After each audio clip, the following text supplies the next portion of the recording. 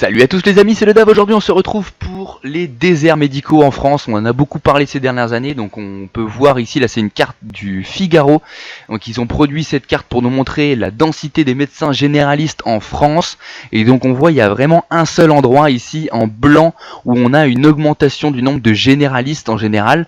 Il y a vraiment une baisse, donc c'est entre 2007 et 2016, il y a vraiment une baisse énorme du nombre de médecins généralistes, donc qui peut aller du coup de moins 28, quasiment moins 30%, jusqu'à une moyenne de quasiment 10% de perte de médecins généralistes à peu près partout. C'est assez énorme.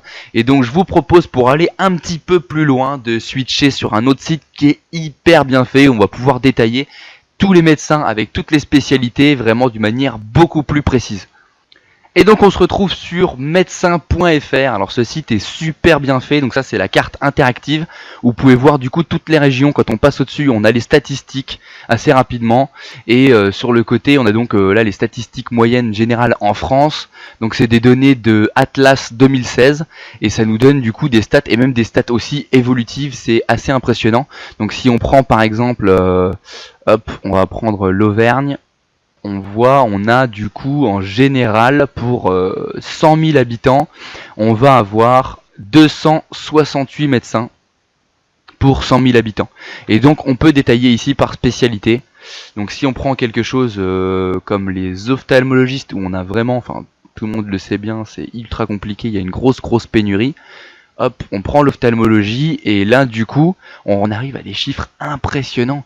Là comme ça, si je vous dis combien à votre avis il y a de médecins d'ophtalmologistes pour 100 000 habitants, bonne question. Je pense que pas grand monde pourrait répondre. Ouais, la réponse est ici pour ceux qui ont deviné. Il y a une densité moyenne en France de 7,5 ophtalmologistes pour 100 000 habitants. Impressionnant. Moi, ça me sidère comme chiffre. Et donc, dans certaines régions, ça va être encore pire. Donc là, vraiment, on a toutes les stats. Si on prend dans le centre, on arrive à des choses assez impressionnantes. Donc là, il y a même le détail. Vous voyez, il y a même le détail du coup par commune et par région directement, par région et par département. C'est vraiment bien fait. Du coup, vous pouvez vraiment aller voir un petit peu par chez vous comment ça se passe. Hop. Voilà, on peut vraiment aller très précisément. Voilà, ophtalmologie. Pourquoi ça m'avait remis la médecine générale?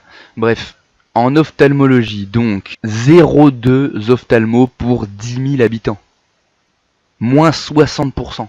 Bah, quand t'en as que 4, ouais, tu perds très rapidement de l'effectif. Dans le Cher, par exemple, il y a 0,3 ophtalmo pour 10 000 habitants. On arrive à des non-sens assez colossaux. Donc par contre, ils n'ont rien perdu, ils ont un peu de chance. Donc on va retourner au niveau national.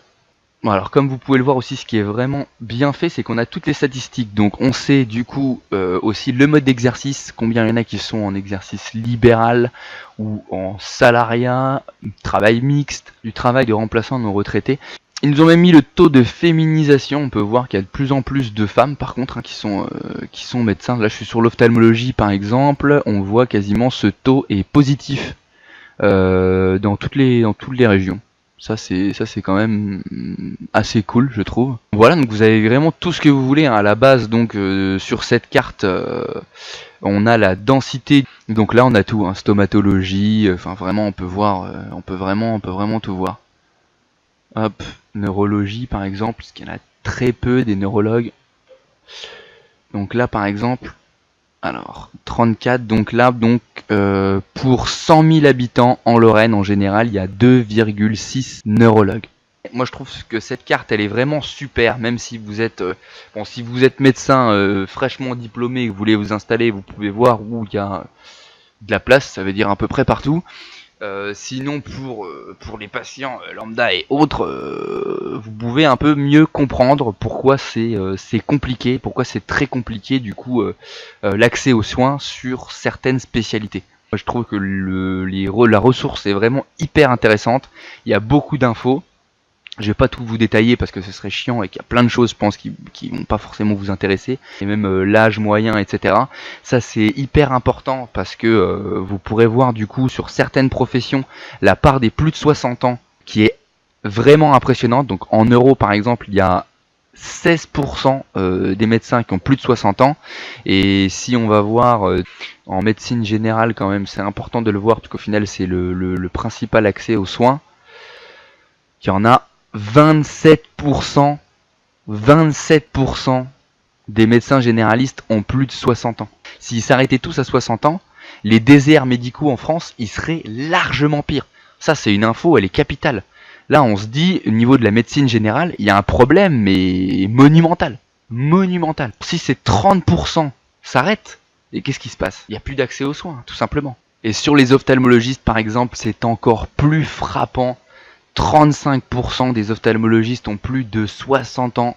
C'est énorme, avec une part d'actifs retraités de 10%. C'est énorme. C'est vraiment énorme. C'est impossible à s'imaginer qu'il y ait autant d'ophtalmologistes retraités et même des plus de 60 ans qui travaillent encore et qui font vraiment vivre au final la profession. Donc c'est hallucinant comme information, moi ça me scotche.